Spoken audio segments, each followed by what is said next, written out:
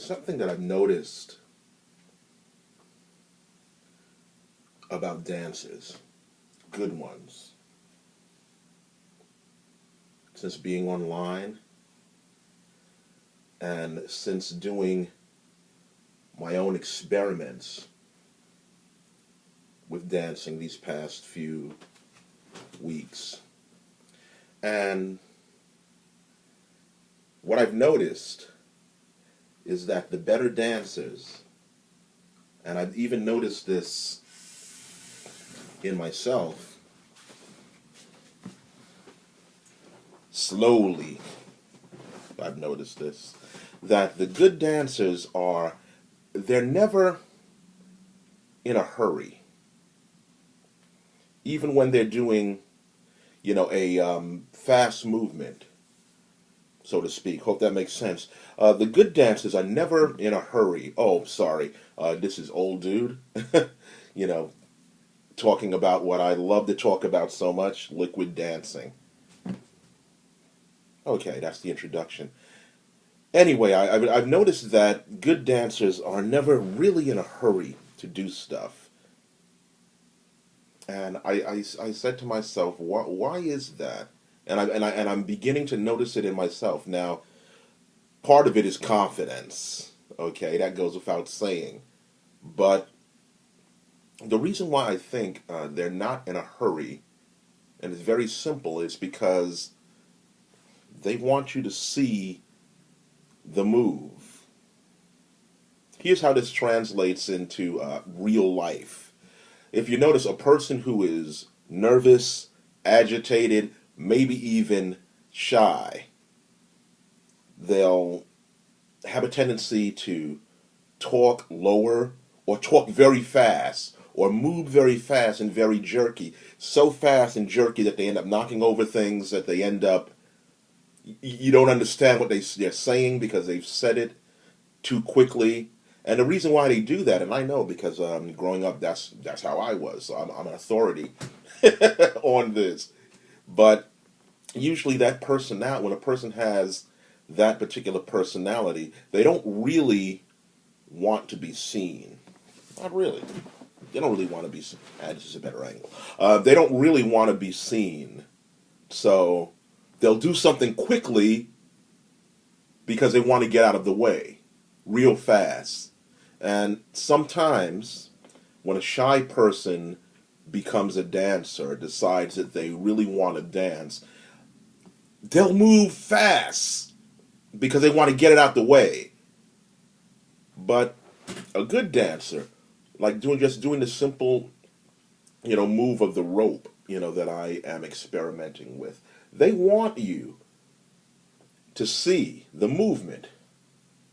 You've got to see the movement, and in order to see it, they've got to reach forward, reach forward, reach forward. You've got to see the fingers curling around the imaginary object and pulling it and stopping. Now, this is not a new concept, even though it's something that I'm, working on currently. This is not a new concept. Mimes have done this for years. But the thing that I want to get at, and this is geared towards beginners, is you have to slow down. You have to slow down. I was reading, or rather looking on YouTube at a botter called, I think his name is called Funkmeister or something like that. Forgive me if I'm messing up your name. But anyway, what he said, if you're doing the robot or really doing any kind of dance, it won't seem like it in your head, but you probably need to move slower because people need to see what you're doing. If I'm doing a movement like this, I do it badly because I've got crappy wrists.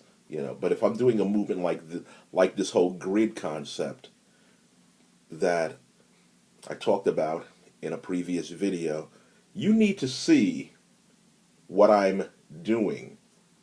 You need to see the world that I'm creating, even if I'm doing the whole pushing, pulling concept. The audience needs to see what I'm doing. Now, I know this makes sense to everyone, especially you advanced people. So you advanced people don't even have to watch this video. You know, you're probably bored by now.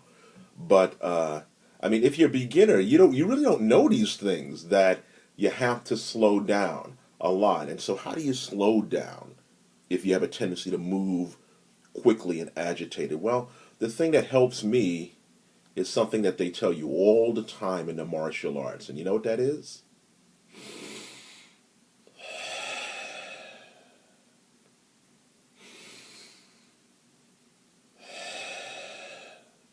Breathe. Breathe. Just by simply breathing.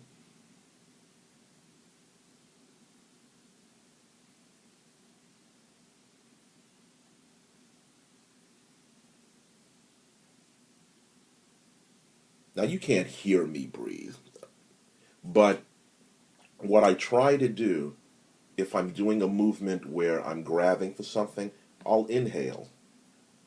When I'm doing the exertion kind of move, just like in real life, I'll exhale. I'll inhale slowly on the move that's less stressful, and I'll exhale on the move that requires energy, just like in real life. And by focusing on your breathing,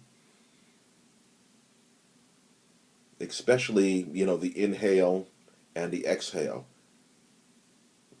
you'll find that you'll spend less time, that your time frame will kind of lengthen because you're waiting for that, you're waiting to exhale, you're waiting to inhale, and it'll just cause you to relax. I hope this makes sense because this is like, I guess, sort of abstract. You have to really, really just get into the movement and love the movement. So if you're doing a movement like pulling, you have to really love the pulling till you get to the end, of your object. If you're doing something like liquid, like just a basic hand flow, you got to really love.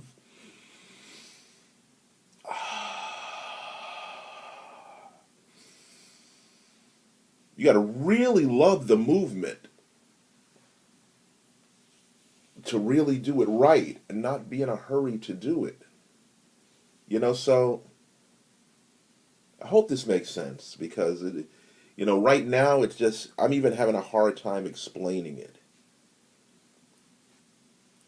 But it's just experiment with whatever you know of not being in a hurry to do things, and tell me what you come up with. This is Old Dude telling you to slow down.